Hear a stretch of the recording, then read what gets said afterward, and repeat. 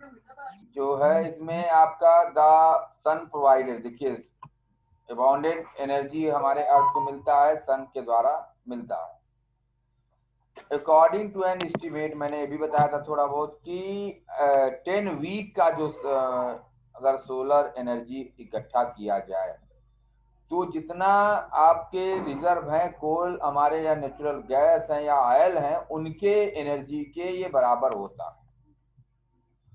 और ये आपके पूरे हर जगह उपलब्ध है, वाइडली अवेलेबल्स है और इनएग्जॉस्टिबल्स है, मतलब ये कभी ना खत्म होने वाला सोर्स ऑफ एनर्जी है। Many country use this energy for cooking heating purpose से इसका इस्तेमाल करते हैं, बहुत सारी कंट्रियां करती हैं। Solar energy can be harness using solar collectors which can heat water for domestic purpose.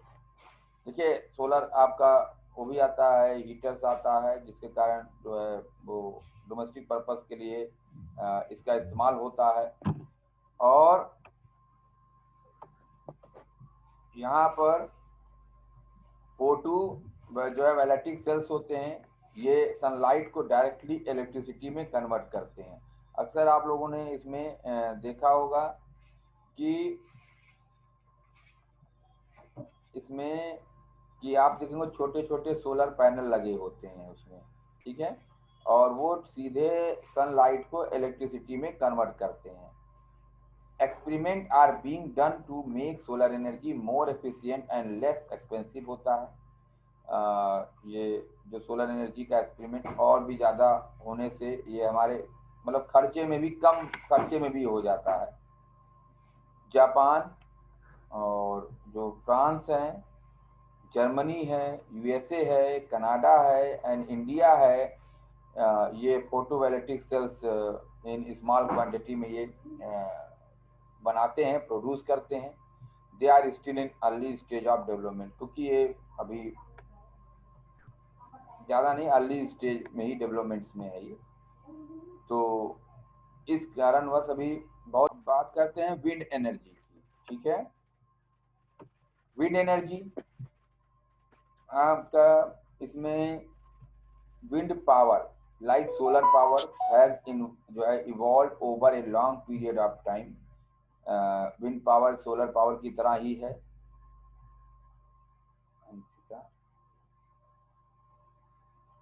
समय क्लास में क्यों इंटर कर रहे हैं भाई? क्लास 7 विंड एनर्जी भी काफी लंबे समय से ये है मौजूद है। Wind has propelled ships as well as driven windmills to grind grains and pump water। इन सब जो है इसी के द्वारा चलता है। More recently, wind has been used to generate electricity। देखिए शिप चलाने के काम में तो बहुत पुराने समय से चला रहा है विंड का प्रयोग। अब जो इधर रिसेंटली की अगर बात करते हैं तो विंड का उपयोग जो होने लगा है अब वो इलेक्ट्रिसिटी के जनरेट में होने लगा है। The potentials for wind energy is tremendous. However, there are problems in its use because it highly variables in time, pace and intensity। तो मतलब पोटेंशियल के पार से काफ़ी है, ट्रेमेंडस है, एनर्जी काफ़ी मतलब अच्छा है। जबकि यहाँ पे एक प्रॉब्लम्स होता है जिसमें काफ़ी आपके high variables in time place and intensities में। इसलिए देखिए ग्रेटेस्ट जो पोटेंशियल एनर्जी है मतलब आपके हर जगह इसको, सीधी सी बात है, हर जगह हम इसको नहीं लगा सकते हैं। जो आपके विंड का हम उपयोग नहीं कर सकते हर जगह, क्योंकि इसके लिए एक पार्टिकुलर स्पीड चाहिए। जैसे आपके नॉर्थ अमेरिकन कोस्टल एरिया में, स्पेशली तौर पर कैलिफोर्निया में ये लगा हुआ है विंड एनर्जी। यूरोप में, नीदरलैंड में हैज यूज विंड मिल का उपयोग होता है फॉर ए लॉन्ग समय से, काफी समय से होता चला रहा है। Denmark has several wind power unit है वहां पर डेनमार्क में। China has ambitious plan to set up a huge wind energy farm. China में का भी ये है कि वो बहुत बड़े मात्रा में सेटअप करना चाहता है विंड एनर्जी फार्म को। From grinding to generating power for agriculture purpose से उसके wind mill have been in use for many decades, तो काफी लंबे समय से इसका उपयोग होता चला आ रहा है। तो विंड एनर्जी, देखिए विंड एनर्जी का क्या प्रोसीजर है। अब इसके बाद देखिए जियोथर्मल एनर्जी है। जियोथर्मल एनर्जी का मतलब ये होता है, geothermal is heated generated by natural process के द्वारा होता है। ये अर्थ सरफेस के नीचे होता है, ठीक है।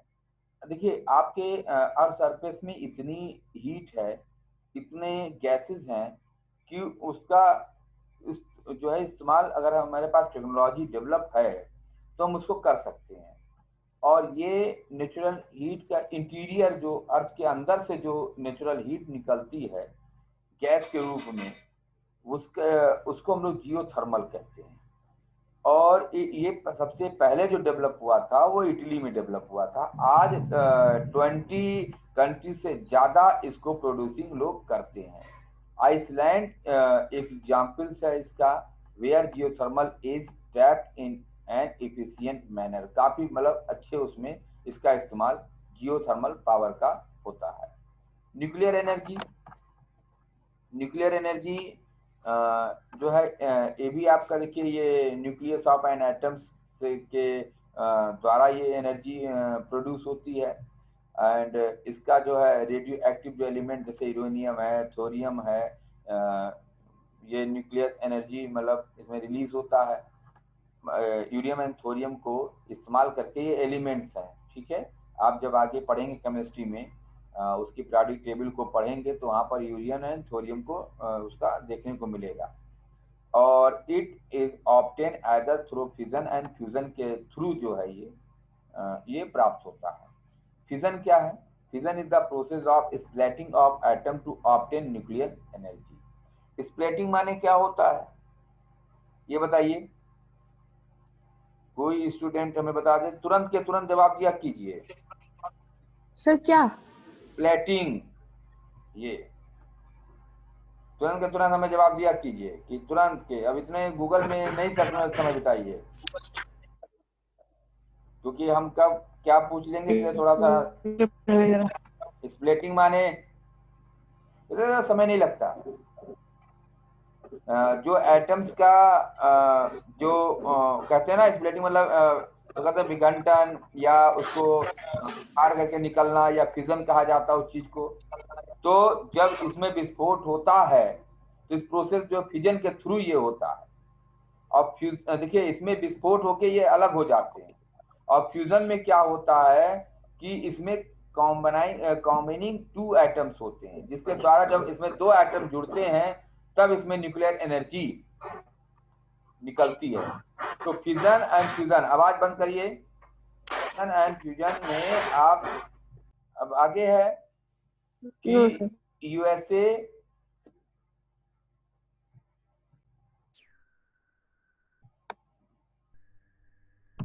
है, ठीक। तो यहाँ पर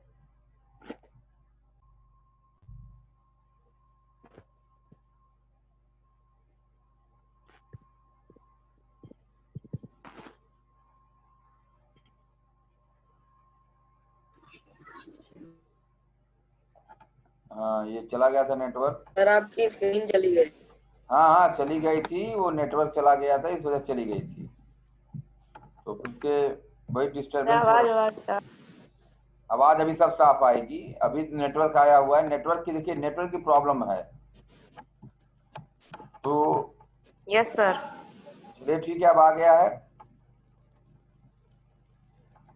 यस सर आ गया। तो सर आ गया। अब इसमें न्यूक्लियर एनर्जी, सर आ गया।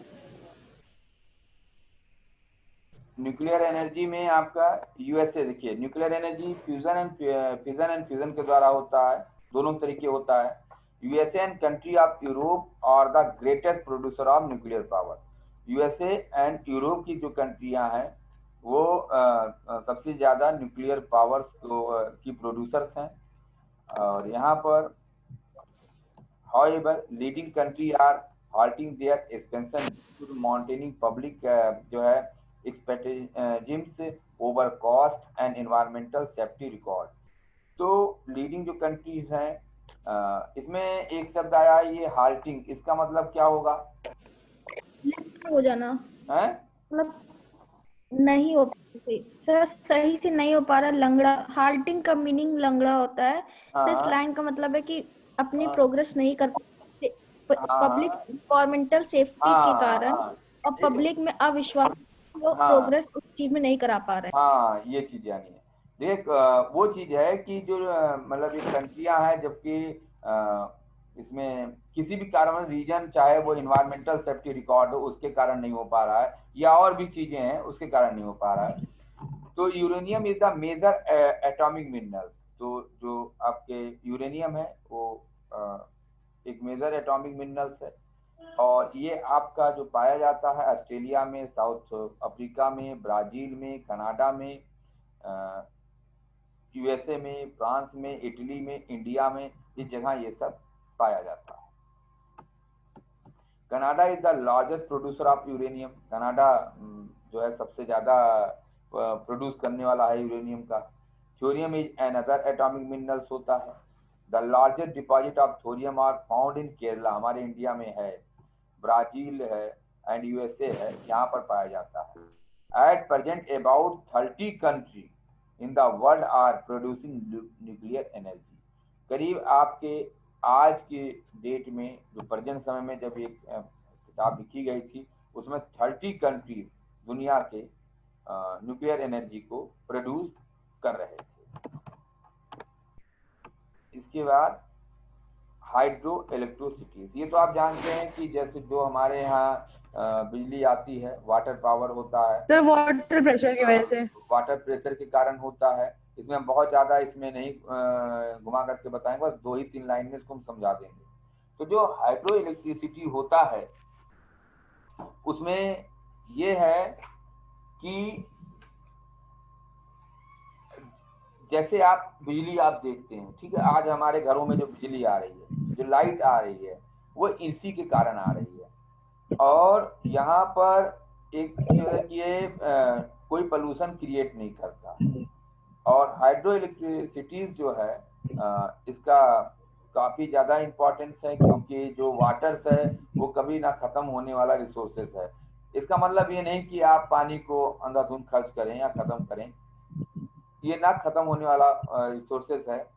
और साथ साथ ये इसकी जो क्लीन एनर्जी होती है, it does not polluted the environment, को पोल्यूटेड नहीं करता है। और सबसे ज्यादा ये मोस्ट इम्पॉर्टेंट है, आज जो अपने घरों में आप लाइट देखते हो इतनी सस्ती मिल रही है, वो हाइड्रो इलेक्ट्रिसिटी के कारण ही मिलती है, ठीक। और इसमें डैम बनाना पड़ता है, इसमें आपके जो है रिवर से जो एक मशीन होता है, टरबाइन होता है, उस पे पानी गिरता है, और पानी गिरने के बाद टरबाइन घूमता है और बिजली जनरेट होती है या लाइट जनरेट होता है। आपके अफ्रीका है the largest potential for hydro electricity है, but has so far develop less than 1% of it potential, ठीक। डेवलप कंट्री जैसे Norway, Switzerland, Canada, USA have harnessed their water resources successfully, उन्होंने उपयोग करना सीखा है। हमारे इंडिया में भी जनरेट होता है इसी से।